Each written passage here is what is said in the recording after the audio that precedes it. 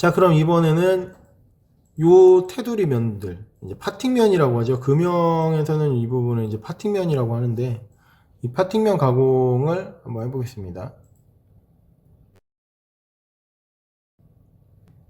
이번에는 HSM의 일정 피치 가공 선택을 하고, 공구를 선택하고요. 공구는 똑같이 정삭 공구를 그대로 선택을 합니다. 8파이볼. 높이. 바운더리는 이제 수동으로 또 하나의 바운더리를 생성을 해줘야 되겠죠. 아까 요 형상부를 제외한 구간을 가공을 해야 되니까, 자, 다시 한번 신규 해서 체인을, 안쪽 체인을 하나를 만들어주고, 그리고 이 바깥쪽 체인도 하나를 만들어줘야 되겠죠. 그래서 바깥쪽 체인을, 얘는 이제 방향이 여러 방향이다 보니까 한 번에 이렇게 연결이 안 되는 경우가, 이런 경우가 있습니다. 그럴 때는 이 방향을 보고 이 선택된 요소 추가를 클릭을 해주면, 예, 이렇게 방향성을 가지고 앞으로 나갑니다. 자, 이렇게 화살표가 생성이 안 되면, 이거 눌렀는데 앞으로 쭉 가다가 화살표가 생성이 안 됐을 때는 수동으로 또 클릭을 해줘야 되고요. 이렇게 화살표가 있을 때는 그 보이는 방향대로 계속해서 이렇게 화살표가 없어졌죠. 뭐 수동으로 선택해서 방향을 잡아주셔도 됩니다.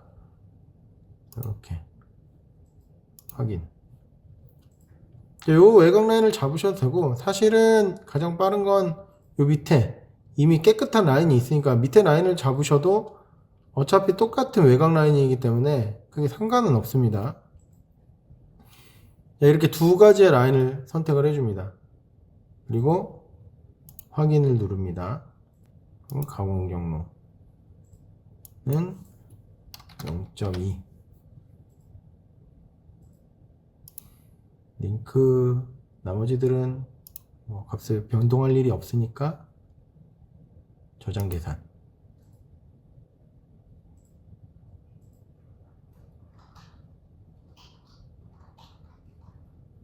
그러면 제가 경계를 두 부분으로 두 가지의 경계를 만들어 줬기 때문에, 이렇게 그 안에서만 가공 경로가 형성된 걸 볼 수가 있습니다. 이걸 저장하고 나가기. 자, 그럼 여기까지 우선 시뮬레이션. 저희가 소재 업데이트로만 보고 시뮬레이션 한 번도 확인 안 해봤죠. 시뮬레이션 한번 확인을 해보겠습니다. 그럼 앞선 가공들에 대해서 이제 계산을 하겠죠.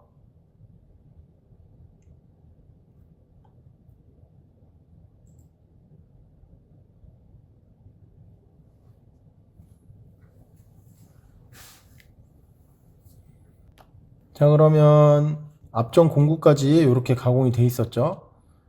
자, 이 상태에서, 자, 제가 지난번에도 말씀드렸죠. 이 녹화 버튼을 이렇게 꺼져 있으면 녹화 버튼 위에 마우스 올려서 왼쪽 클릭, 그래서 이렇게 빨갛게 ON을 시켜 주시라고 했습니다.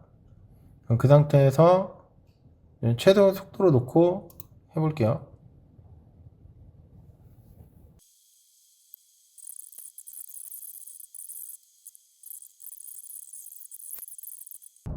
자, 그러면 이렇게 정삭 가공이 완료가 된 걸 볼 수 있는데, 이런 코너 부위들, 잔삭 코너 부위들을 제외한 전체적인 정삭이 완료가 된 걸 볼 수 있습니다.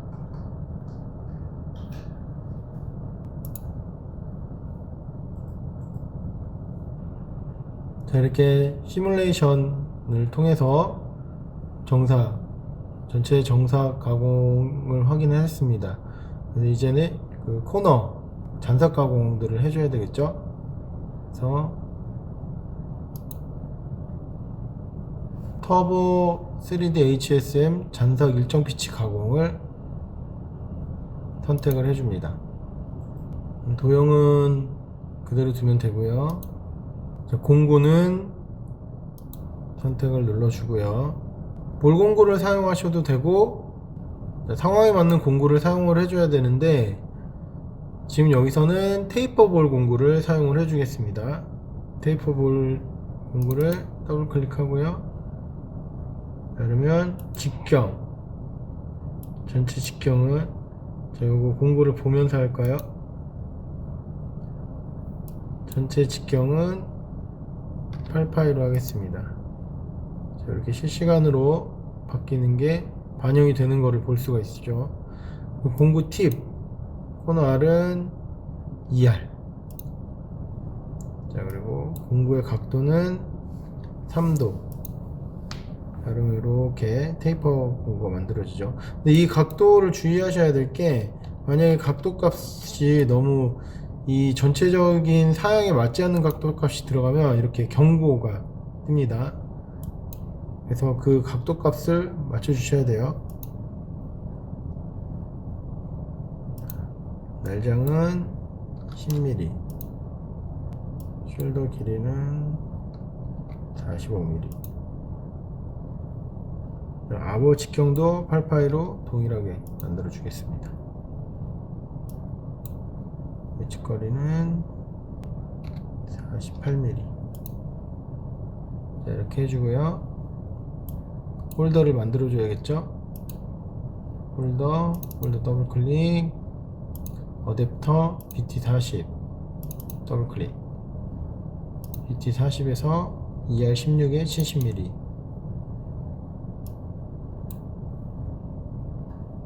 이렇게 만들어졌죠.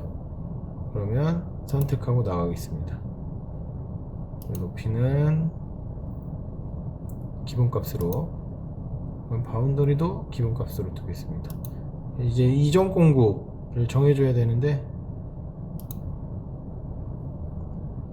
8파이 볼로 전체 정삭을 했죠.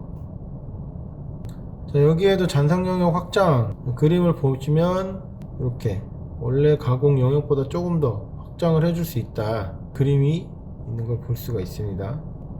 앞서 그 황 잔삭 했을 때 영역 확장에 대해서 설명을 잠깐 했었는데, 지금 잔삭 같은 경우에는 코너 부분들만 영역을 자동적으로 잡아서 그 가공 툴패스가 나오기 때문에 황잔삭에서 옵셋 값을 확장시켜 주는 거하고는 약간은 좀 다른 확장 값을 가집니다. 자, 그래서 지금은 영역 확장은 해주지 않고 기본값으로 하겠습니다.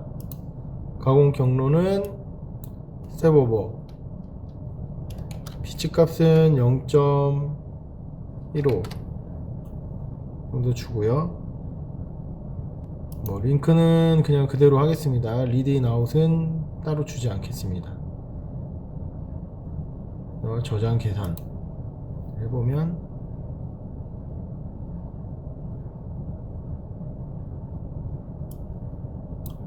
자, 이렇게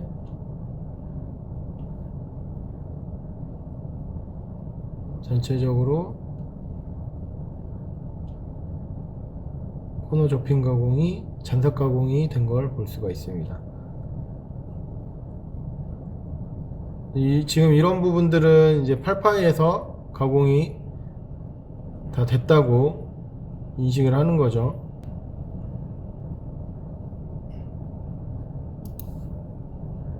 자, 그러면 간단하게 소재 업데이트를 통해서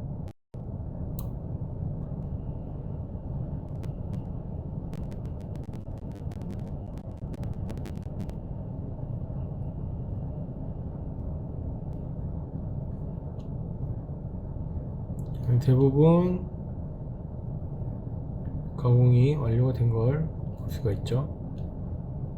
자, 이러면 3D 가공의 가장 기본적인 프로세스가 완료가 된 겁니다. 자, 여기까지가 기본적인 3D 가공의 가장 기본이 되는 가공 순서를 설명을 한 거고요. 이제 실제 가공에서는 뭐 이보다 더 많은 기능들을 사용할 수도 있겠죠. 그래서 그런 기능들에 대한 건 다음 시간에 다루도록 하겠습니다. 이상 넥스젠 기술지원부였습니다. 감사합니다.